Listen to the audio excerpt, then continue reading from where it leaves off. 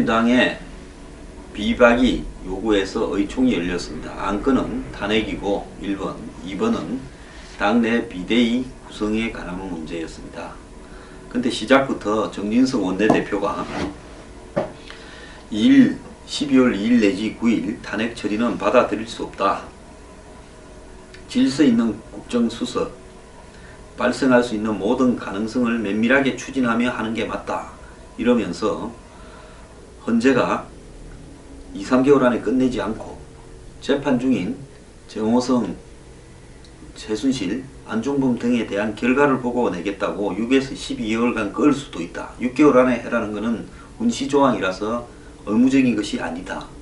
그래서 황교안 총리 대행으로 사실상 임기를 마칠 수 있다. 또 헌재가 빨리 2, 3개월 안에 시간을 판단을 내려버리면 내년 2, 3월경에 선거를 졸속으로 대통령 선거를 치른다. 그러면 검증이 되지 않은 사람이 되지 않겠느냐. 문재인 된다 소리겠죠.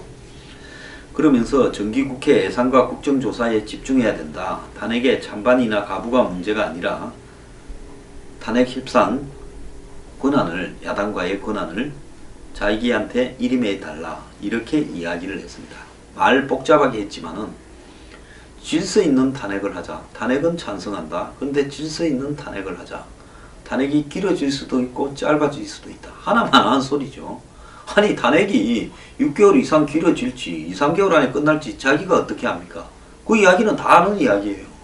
저는 이 양반 정말 웃기는 사람이라고 생각하는데요. 차라리 박통을 지키기 위해서 탄핵 반대한다고 선언하든가 안 그러면 탄핵 찬성을 한다 하든가 정치인이 그게 맞다고 봅니다. 정치 이따위로 하면 안 되죠. 그러면서 자기한테 야당하고 교섭을 맡겨달라 이렇게 말을 했습니다.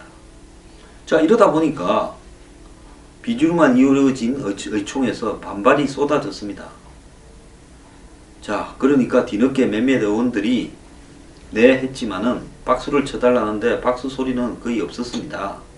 그러자 나경원 의원이 일어나서 12월 2일, 9일 탄핵에 무조건 반대하는 걸 전제로 하면 모든 탄핵 절차에 대한 권한을 위임하는 것에 대해서 이의를 제기한다 했고, 김세연 의원 역시 박수로 동의를 표했습니다. 황영철 의원 역시 일어나서 탄핵 절차에 관한 모든 부분을 다 일임해 달라는 것은 모두의 동의가 있어야 된다. 박수가 조금 나와서 동의한 것처럼 보이는데 그 부분은 비공개 회의를 하자. 이렇게 해가지고 회의가 비공개로 전환이 되었습니다. 자, 그 이후의 이야기는 아직 나오지 않고 있는데요. 새누리당의 비주류는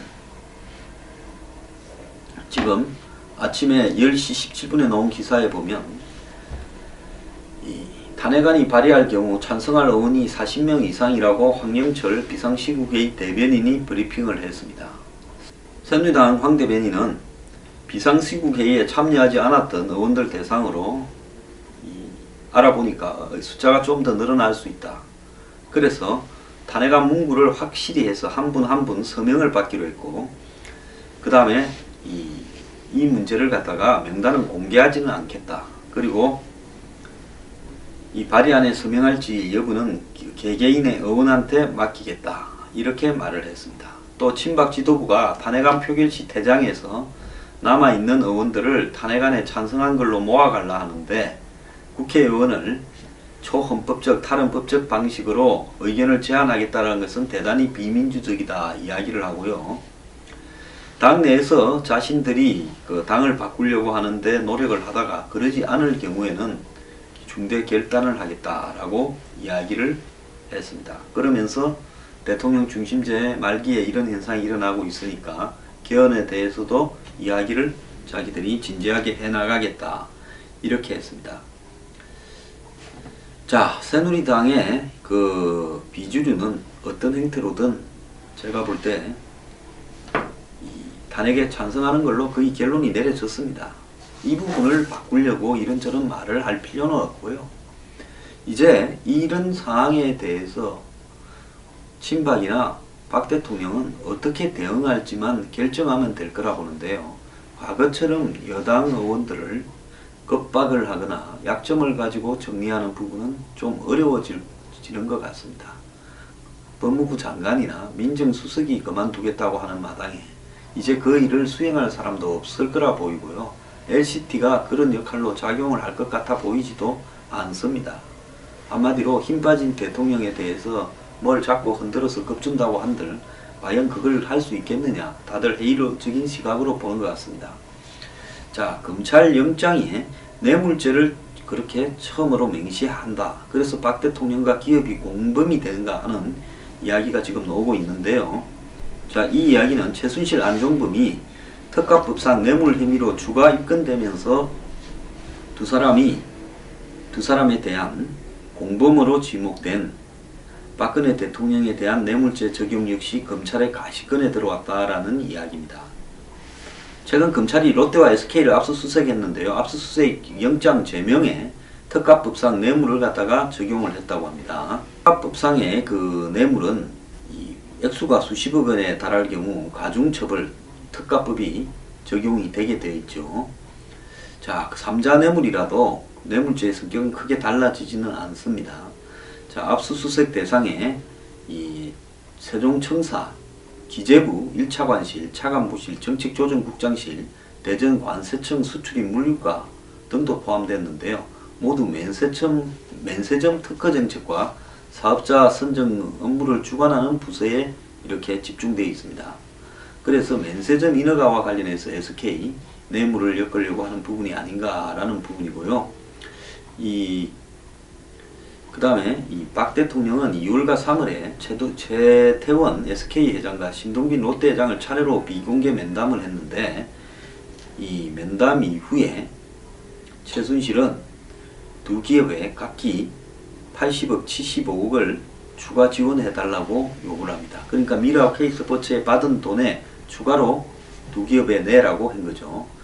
자, 면세점에서 탈락을 해서 워커힐하고 잠실 롯데에서 면세점이 철수했던 두 그룹에 패자 부활전을 주겠다 하면서 사실상 그 면세점 사업권을 놓고 뒷거래를 하려고 한 게 아닌가, 이 부분을 갖다가 지금 조사를 하는 것 같습니다. 그런데 뇌물죄 하면 지금 삼성의 35억이 가장 정확할 건데 삼성은 또 슬쩍 뇌물죄에서 빼주는 거 아닌가, 이런 의혹도 듭니다. 삼성이 워낙 법조계에 검찰에 막강한 영향을 가지고 있어서 삼성에 과연 뇌물죄를 엮을 수 있을까 지켜보자라고 하지만은 회의를 가진 사람이 많은데요. 이 삼성에는 검찰이 약한 것 같습니다. 그렇게 하면 안 되지요. 국민이 그냥 안 있을 겁니다.